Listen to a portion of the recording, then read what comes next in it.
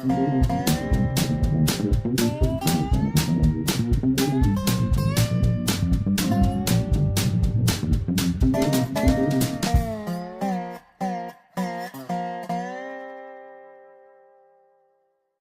is Dave Monk, your Prairie Monk, WEFT Champaign 90.1 on your FM dial.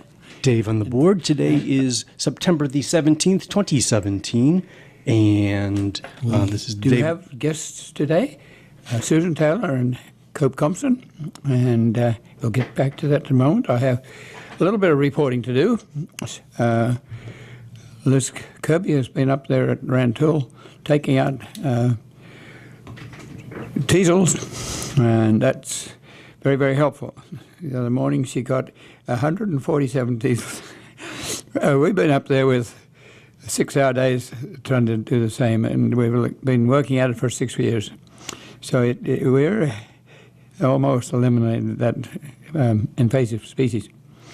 At Seymour, I had a Shamrock Club come. They're independently home teaching group, age groups from perhaps 5 to 13 or 14. And they pick prairie seed, and then they picked reed canary grass, which is an invasive weed, and we packed it up in bags, and I have to find out somewhere to incinerate that because we just don't want the seeds around. The Gay Pride Parade was on. I just walked back with one person, and we discussed how wonderful it was to actually be able to walk around the streets occasionally. And we had Eleonora at the Guitar Festival, and I didn't get a chance to go. I had a lot of other things going, but I have gone in the past. One of the interesting things I remember there was that there was a woman guitarist. She was an engineer, and she had responded to a request for a guitar player. And when she called up, the agency said, "But women don't play guitar." End of conversation.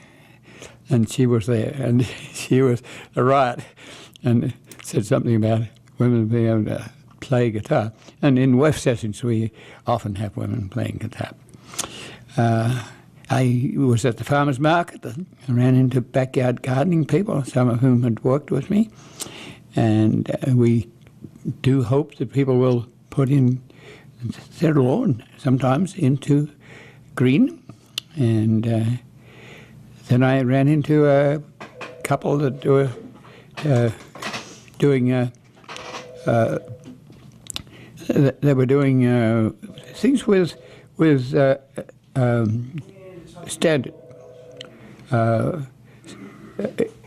standardization. The person that was most concerned was a German person who is aware that there is a standard in Paris, and he has some realization that we have to be careful about those items. The videographer who was interviewing people was Eurasian. Her mother was Chinese, and father was from Chicago and Caucasian. And mother had gotten here because when the Chinese people split off Taiwan, men were sent to the U.S. For higher learning, but there weren't any women, and they decided to send 2 women, and she was one of them. And she, the daughter who I was speaking to, was born in Mississippi, and came to Chinatown, and then to Urbana, and she, in a few minutes, had an interesting story to tell. And that's what we're talking about, is storytelling. And so you should communicate with each other. Just talk as you're going along the street, as I did coming back from the Gay Pride. So we're talking about publication that Susan and Cope have been jointly involved in, and it's about Homestead Farm on Long Island, and it starts off with history in the 1600s and moves through. I want to introduce these two people, but then I want them to pick up. Cope has also done a publication on her late husband, Walter, whom a lot of you know. Cope has been Cope and Walter have been storytellers and a lot of other things at Weft, including board and other involvement. So, first of all, Susan grew up on Long Island. She's also come to the Midwest and has for years taught English as a second language. I want to say that she's been on the Heartland Pathways board and in background boards of various description, and few people know it, but there were three of us that decided whether we should take out surface transportation board interim trail use for the Kickapoo Trail, and Susan is very much in there. She was one of the two of us. There were three of us, and we had an objection because there's always the question of whether you should develop what you already have instead of doing more to obtain more. But the risk is that the more you might want will never be available again. So you have to do it while you're thinking about it. So Susan has been in there, and she's been involved in a lot of other things. Cope has been around a lot. She is not only a WEF person, but she's been on a school board. She's just returned from her daughter's wedding. And so they've been working together on a book that was started by John Taylor, and he had a lot of help from grandfather, who kept photographs and talked to the community. This was an extended family and extended workers and a community of agriculture. And those started to get developed from the New York side of things. So, Susan, say something about where you grew up. Dave has opened the door for Cope and me to say most anything, so here I go. I hope you can hear me. I have a kind of a cracky voice sometimes. Dave has mentioned our grandfather, and I think I need to start there if I'm talking about the book. And I don't know whether Dave's held up the book sufficiently for you to see that it's there for those of you who see this program as well as hear it. Grandfather was born in no, he wasn't. He was born in 52, and his wife, my grandmother, was born in 1854. So I'm a living relic, I think, of 3 centuries, not only the 19th, but the 20th, and Brother John and I into the 21st, much to our mutual surprise. John was born in 1926, the middle of 7 children. We had quite a range. Our oldest sister was 18 years older, 17 and a half older than I. And there were 4 years in between many of them, and then Mother had 4 children in 3 years. And then Grandmother threw up her hands in horror when she heard there was another one coming, and that's I. And I made it, but I was the only one of the 7 born in a hospital, and that was in Manhattan, in New York City, because Grandmother and Grandfather had moved from Boston to New York, because Grandfather found that New York was more active business-wise than Boston was. And he commuted rather regularly, including holidays. It seems that New Yorkers had 2 holidays only a week apart, not only Christmas, but New Year's Day.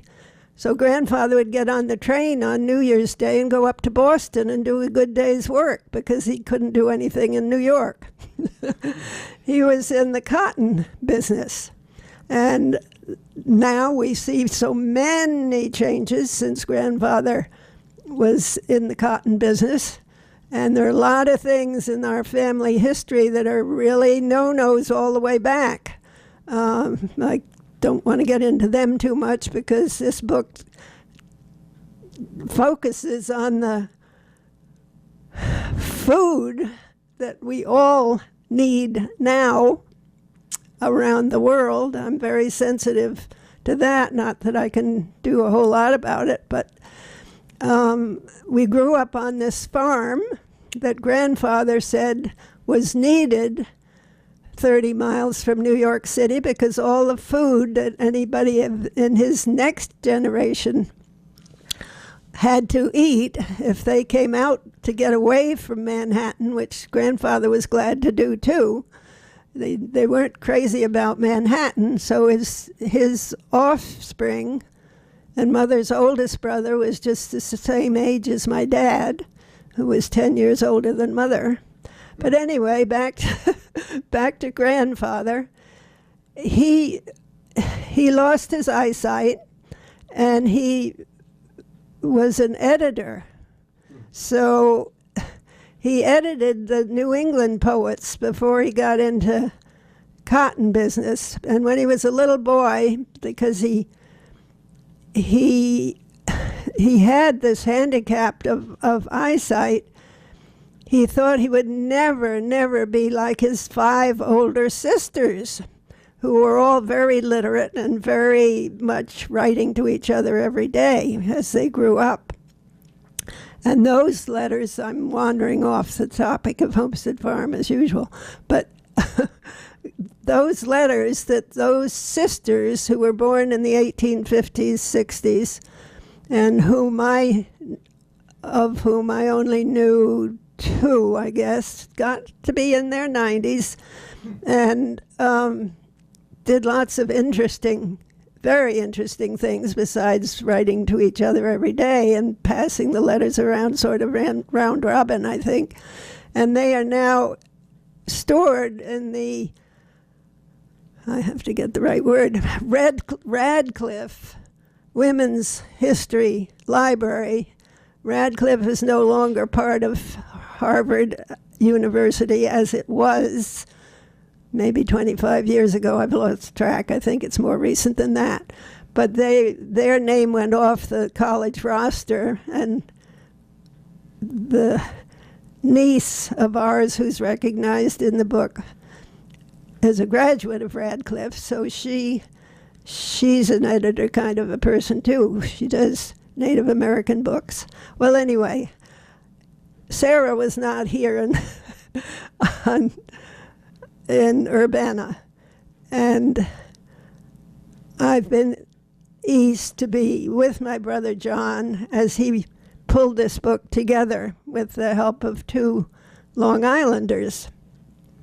And then they were not available, and I was one of them. I came to Illinois, and I thought, I'll never finish this book in Illinois because John passed last summer after a couple of years of illness, which had very much 2 sides for me, more than 2 sides. It had one very strong side. I hadn't seen him. I've been in Illinois for 50 years now, and I would go back and forth to Homestead Farm when Mother was still living, but she died in 83.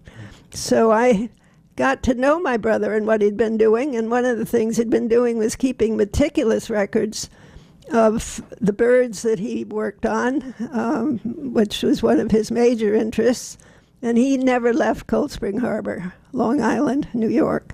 And that is what tied me back to Long Island, was getting back to see John when he was in illness and in recuperation and rehab for a couple of years, and celebrated his 90th birthday before he passed. And that outlived grandfather, it outlived Dad, it outlived my brother Ben, who was younger, and so forth. So anyway, there's a couple of us left now, one in New Hampshire, twin, and myself. So back to Cope. So if you could give us a rundown of what you've been doing with Walters. Well, I spent my career working as a book designer, which comes in very handy when it's time to do these kinds of personal projects. And so I know about taking a manuscript and figuring out what shape it ought to be, and how to use photographs, and then how to design a cover. That's what I retired from at the University of Illinois Press. And so I have done many books for friends around town, people who have something to say, but it's cumbersome and often not the best way to do it, to go through a professional publishing company. And so when you have something personal and you want to get it out there, there are wonderful ways of doing that now. It's quite easy and it's quite affordable. There are digital ways of doing it. Yes, you can. Well, this book is also Susan's book exists as a PDF. So anyone, you can email that to anyone and they can see it. My husband, who was 20 years older and a terrific storyteller, he didn't put together, he was a lifelong storyteller, and he had wonderful stories, and he had a wonderful, varied life living overseas and all kinds of adventures in Africa, Puerto Rico. He became a translator of Italian and Spanish. And he and I were compiling some of these memories as he was getting older. And then we hadn't finished. We were doing short sections so that we could do as much as possible. And after he died, I pulled it all together as well as I could and threaded through things where there were holes in the narrative.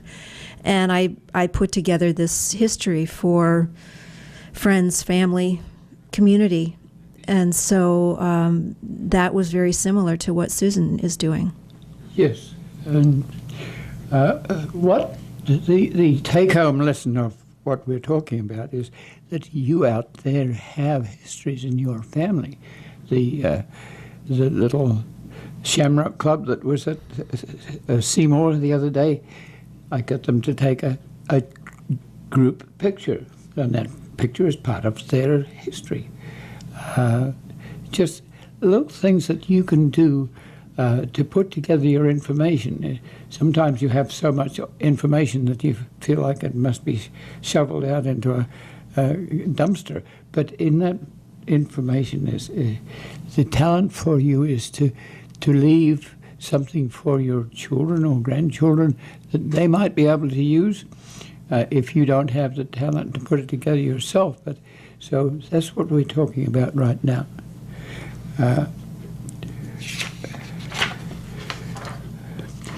So I am pretty convinced that one of the first things you should know is where you came from, where, what, how, and when. And so Susan's come from Long Island, but you come from the Hudson River, Poughkeepsie or somewhere like that. Massachusetts most of my life. My daughter is now in Poughkeepsie. Yeah, I grew up in Massachusetts, Vermont, New York, and then spent a little stint in California, and then came to Illinois because it was terrifically livable here. So then, Susan, you're on Long Island, and that had to do with glaciation. And so Long Island, there's a groove down there between you and Connecticut that it has something to do with glaciation, and then you have kettles and moraines and things. Tell us a little bit about your farm area and its geology. Well, I throw around the two words Long Island as if everybody would know what I'm talking about. And somehow or another in the Midwest, there aren't that many people, Cope accepted, but a lot of people wonder if it's in Michigan or somewhere. And I never think to, I mean, I'm beginning to learn after 50 years that I need to say Long Island, New York, because there are other Long Islands on this planet for sure. The one that I know best is the one where I grew up until I was 30. And so, anyway, I worked in Manhattan for 10 years and a little less, but not much. 9, not enough to get Social Security. But anyway, I came to Illinois for a year. But the point that Dave is digging at is the sign on the house on Michigan Avenue where I live that says, The Kettles. Well, the Kettles, people got all excited and said, is Susan suddenly married? Whose name is Kettle? It's not my name. It's the name that my grandmother, who was another independent lady, and I think I've mentioned the independent ladies of the generation, wanted a place where her older son, who became a America's Cup, well, not exactly, I guess, but anyway, was very interested in transatlantic sailing. And Uncle George, my grandmother wanted Uncle George to be able to see his boat from his window.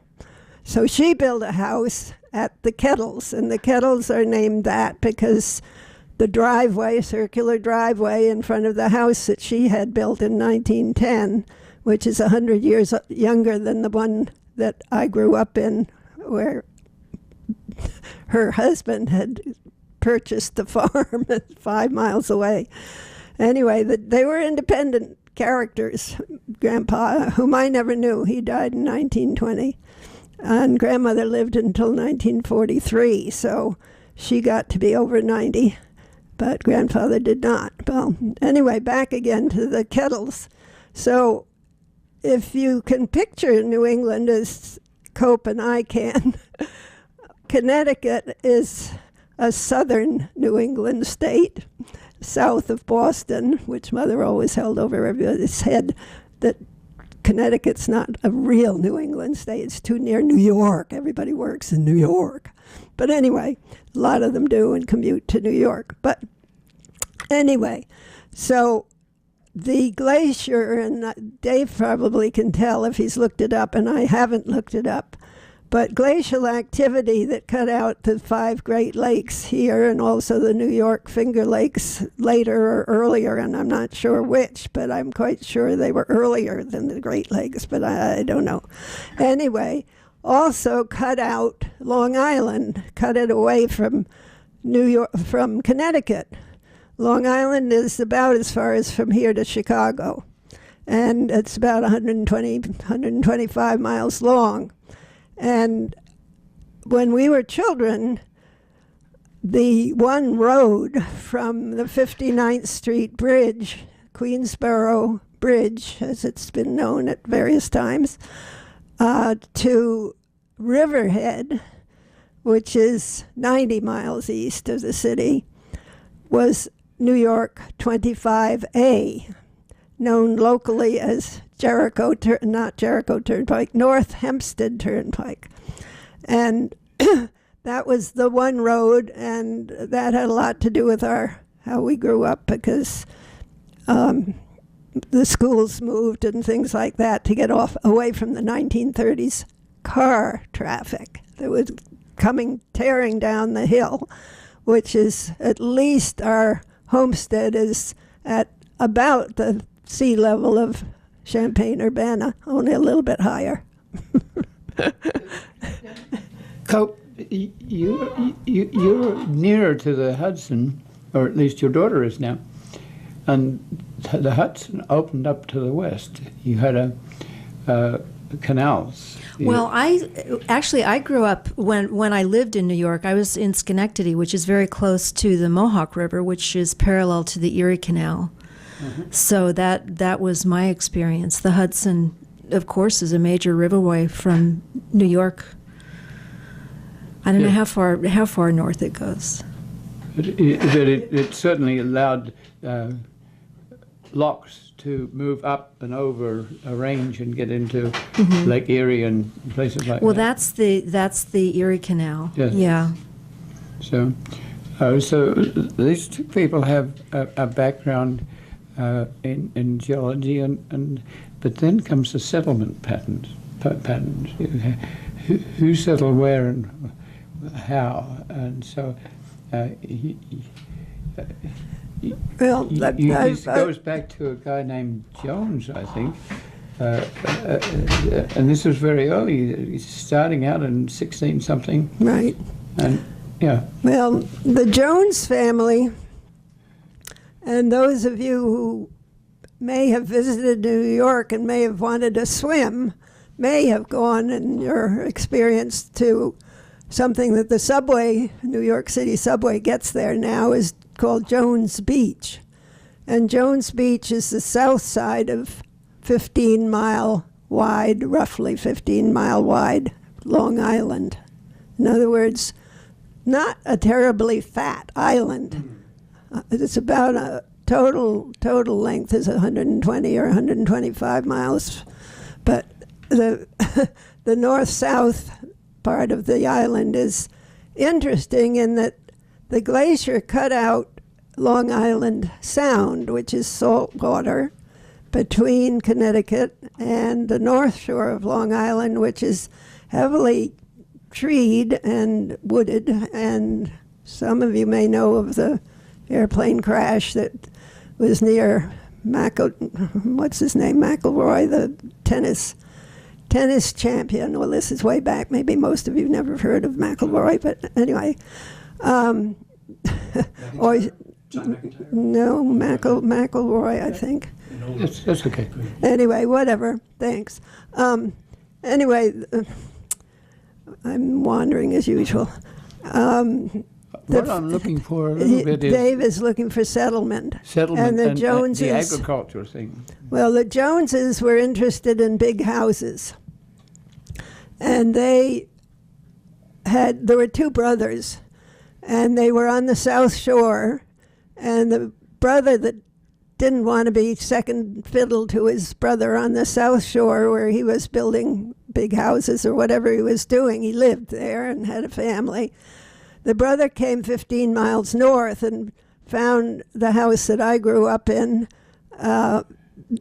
He didn't exactly find it because he found the site, and he then put in an 1810, what do you call them? The stone that's limestone? in wood. No. It's what do you call it? Keystone or cornerstone. Cornerstone. There's an 1810 cornerstone in the house that I grew up in. And that was because a Jones member of the Jones family was competing with his 15-mile away brother on the South Shore, which has pine barrens. It's flatter than a pancake. But the North Shore does have elevation of 100 feet, where the homestead and Homestead Farm were located, which is at top of a moranic hill, or whatever you want to call it. And the kettles, which I didn't explain exactly, but those are kettles and cames are dug out by moving ice. And a kettle hole is a kettle hole, and you can build a driveway around it. And a came is a higher hill that's there. So some of the highest point on Long Island, I think, is 110 feet or something. But it's the North Shore has many, many indentations, whereas the South Shore is flatter than a pancake because it's got the Atlantic Ocean there, and that has a way of wearing things down. But it's also completely different soils in those 15 miles. Is that answering anything? So yes, you encountered agriculture, and so that was a settlement pattern. Well, grandfather felt that it was very unfortunate that people within 30 miles of New York had to get all their food from New York when there were no farms in Nassau County. There were just big houses. And out farther east, it's like New England because they were farther from New York, and they they have smaller houses and they have wonderful grape farms. And if you're old enough, you may have eaten Long Island duckling and Long Island potatoes, which were not from grandfather's farm, but they were from Long Island. Settlement pattern was there. Yeah. And so you John, your brother, worked on this sort of area a lot, and so it goes back into an era where you have horses and you have water that you have to get from a well, so you have to have buildings that are around the spigot that comes from the well. You have to have barns that house hay. You have to have hay fields. And say something about that sort of era. So just putting together the hay. Now, it may be that as a girl you didn't necessarily participate in this a lot, but tell us how you experienced the agriculture of your era. Well, I was only 6.5 years younger than John, but as we worked on these pictures that came from John's files, from grandfather's files that had come out of the barn at the Kettles when the Kettles was sold. The Kettles was the name of the place that grandmother had built, but it had a big barn, so a lot of the family history got into the top floor of that barn. Whereas the barn that I'm familiar with that was fascinating to John, who, through a fellow named Dave Monk, found out about people who were taking down barns that had become unused and rebuilding them and putting them up in Arizona as houses. And Dave knew about the Vermont barn people who would dismantle a barn and then put it back together again somewhere. Often in Colorado for ski lodges. So, anyway, Brother John was fascinated when we decided to give to the Society for the Preservation of Long Island Antiquities our barn, which was an L-shaped barn, huge. I mean, it had had cows and 6 stalls for horses, and it had its own bullpen, and my brothers used to climb the fence and taunt the bull, but they didn't go anywhere near into the bullpen, I'll tell you that one. But anyway, so John photographed every single piece of wood that came out of that and labeled his photographs. That's another collection that Cope hasn't seen, but nobody probably will ever see it. It's meticulous work if anybody's interested in old barns. How this one was put together with, what do you call them in joints? Wooden pegs. Wooden pegs, right. And wooden ladders and a hay loft and we used to bounce around in the hay loft, but you had to be careful you didn't get near the hole where the hay came up and things like that. So John loved woodworking. He carved birds and whatnot too, and did a good job with art as well as writing. Writing was not his first love, but documenting things was his first love, and so. But the agriculture was various. It was experimental. You were near to a research station. Well, that was another very strong influence. Some of you know the name of whatever his name is, Nobel Prize winner for the DNA. Watson. Watson is a neighbor of ours because he was the head of the Long Island Biological Association, which was an offshoot or a parallel entity when my childhood with the Carnegie Institute. Carnegie and the Long Island Biological were headed by a Yugoslav fellow whose wife was my grade school science teacher. She was a Cornell graduate. She was Russian, and she got her degree at Cornell in engineering, and that was in the 20s, 1920s, not 2020s. Anyway, Mrs. Demeritz was a wonderful teacher, and her husband was the head of both of these units. And sulfur,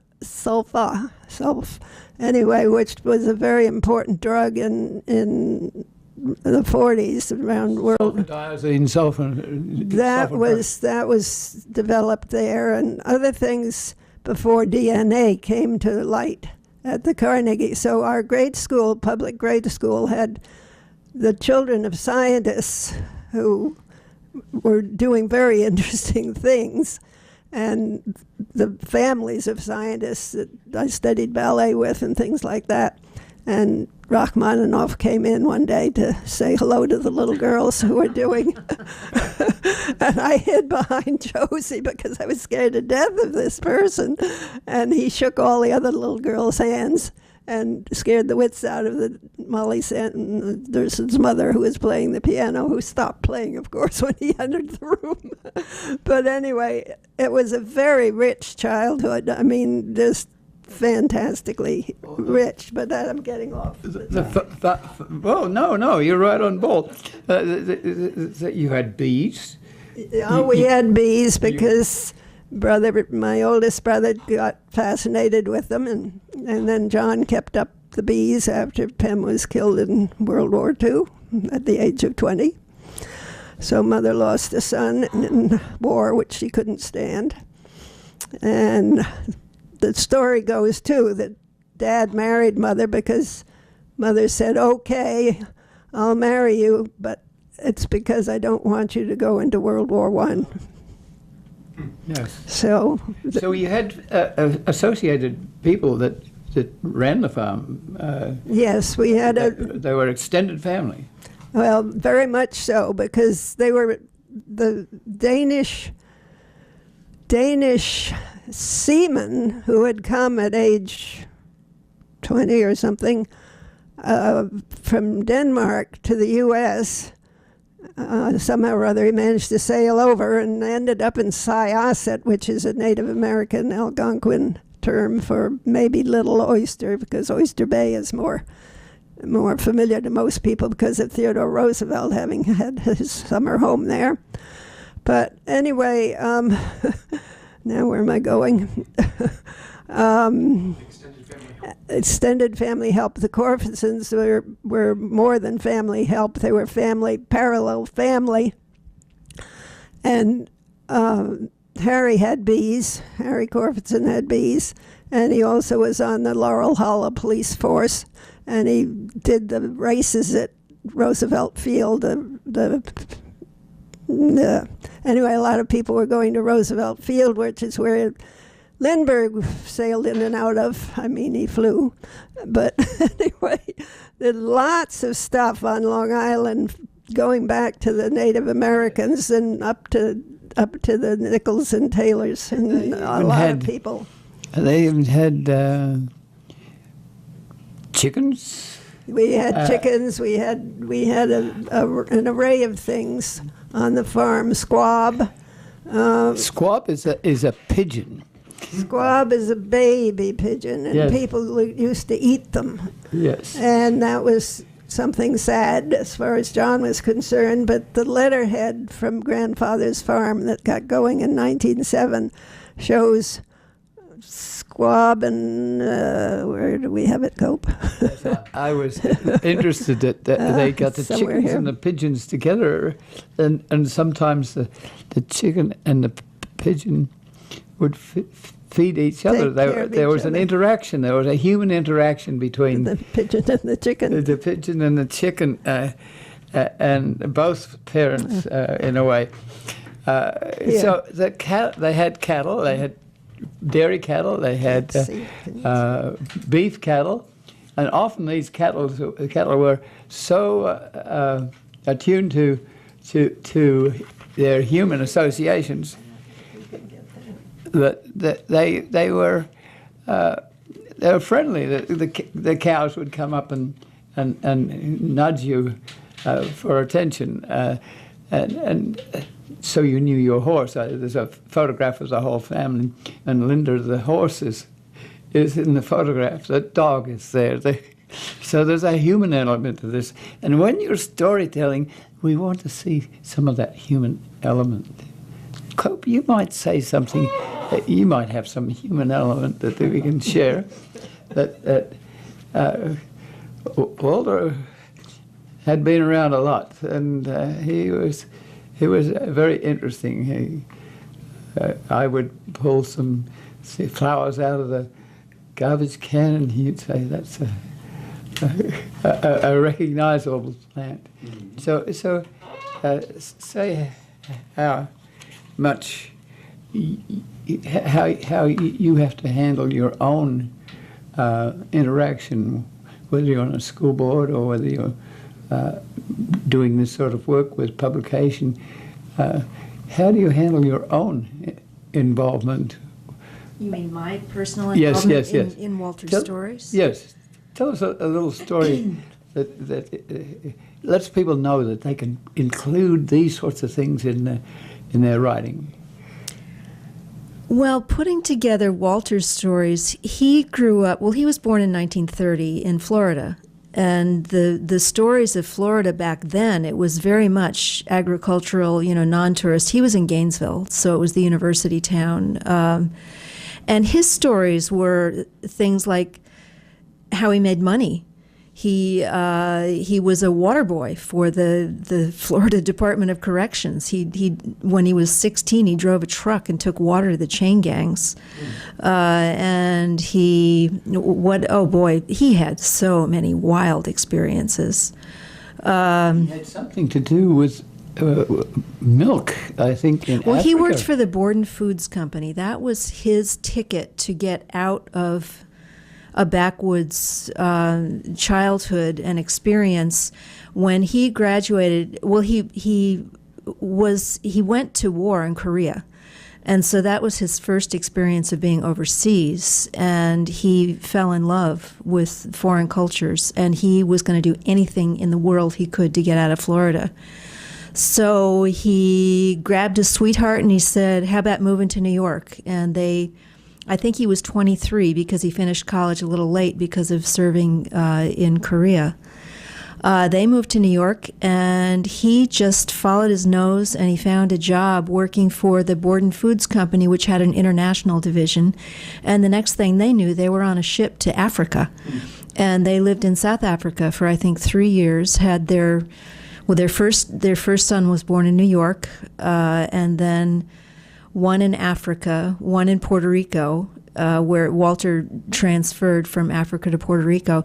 But he did a lot of backwoods travel because he was marketing the milk products to villages and tribes. And there was a question about that milk product because you had to put in water that was sometimes impure. Well, and it was not a good thing. We know that now. He did not know that then, that you don't sell powdered milk to women who can nurse their own babies with, there's no infection when you use breast milk, but when you dirty water. Yeah, and they were told that this was better for their babies, and that is not true. We know that now, but this was in the 50s. And Walter was basically following his heart, and he was a very young man. He became totally disillusioned with the whole thing and left. But back then, it was just a grand adventure, and he got to drive in a Land Rover way in tribal territories, and had to take ferries across rivers, and had encounters in the bush with various tribes members. They're fascinating stories. Yes. And but everything of your childhood, what makes you yourself, I think, taking water to the chain gang, and what else did he do? He made clam bakes in Maine one summer when he was 16 years old. And all of those things just tell about the wholeness of what makes up a life in a certain era in this country. And that's what is precious to preserve. Yes, you may not think you have the history that we're talking about, or the opportunity to travel and do things, but in your life there are things that happen around your territory that could be interesting in a book. Sometimes people don't think they can draw until they start to draw, and then they realize that they can interpret. Since I retired, I have been working on memoir, and you can say, oh ho hum, I'm old now, I'll write the story of my life for my kids and things like that. But the memoir that interests me much more is the sort of quirky things that you do. One of the pieces I'm working on that I love the most is about 8th grade typing class, because that's when I fell in love with the machine of a typewriter and how the letters looked when they landed on a piece of paper, and eventually that led me to being a book designer. And yes. I work in Danville Prison through the Education Justice Project on campus, and I work with a group of men who have mostly been in prison for 10, 20, 30 years, but they write stories of their childhoods that are absolutely fascinating. And, just learning about what it is that goes to make up a person. You hope you're not going to spend a chunk of time in prison, but they'll get out, and they're learning that writing is a powerful skill. Yes. And so learning how to tell stories, well, that's what I love most about WEFT, was interviewing people and hearing their stories. Because when you put a microphone in front of somebody, they want to tell their story. And that's not always. They come. They bow at the knees when you ask them first. But then once you find out that they're talking about concrete and they know about concrete, they open up and you can hardly stop the flow of energy. So yes. So if you're a little timid out there about writing about your past and your future, then try doing something. At least leave a box of something like photographs. Don't put them in the attic, which is hot. Don't put them in the basement, which is humid. Put them somewhere where they can go on to your grandchildren. There's one or two things. I'm looking at the time here. We've got 20 minutes. 10. Okay. Tell us a little bit about the mechanics of what you do. in putting a book together? Yes. What do you need from us, and how can you put it together, and what do you need to tell us what to not do? Like, we don't need to revise the commentary too many times, or... Well, you have to have a structure. You have to have words written down. You have to have enough that will fill some pages. And it takes some planning. Very often when you start a project like this, you may not know where it's going to lead. You may not know what shape it's going to take. You might start your life story thinking that it's going to be about dairy farming and finding out that it's really going to be about loving birds. So you start writing and you find out where the strength is in your stories and what interests other people. So your talent is to pull that out of people to some extent. Well, I don't usually start at that point with helping people shape their stories. I usually pick it up when they have a manuscript and they want to print it. They want a printed book. So people come to you rather prepared to do this. Well, my expertise is in book production. I love writing, but that's not what I have to teach. And usually with books, you kind of start with what form you want it to take. And there are so many companies out there now that will help you produce a digital book, and they have templates. They make it very easy for you to insert your own text and your own photographs. There are many of them. I used Blurb for these two books. I know friends use, I think it's Snapfish. There are many different. Lulu is one. You can sell your books from online, or you can just produce them for your own use. But you have to somehow get words on a page, and if there are illustrations, you have to get those on the page. You have to decide what you want your cover to be like. If you want it to be a photograph, or you can make it hardcover and just cloth, or how you want your book to be. You design your book around what the purpose is. If this is a family memoir, you make it comfortable, friendly, easy to hold, easy to read. You try to make the photographs big enough so that you can really see them. You have to struggle with things like having them be high enough resolution if you have scans. There are technical parts about putting together a book. Yes, you also need to justify the page. You need to have a gutter and a margin. Well, mostly these book companies set that up for you, so you don't need to know the technicalities of, if the binding is very tight, is the type going to disappear in the gutter? But that's not usually a problem. So that I had to deal with that very much in professional book production, but that's taken care of.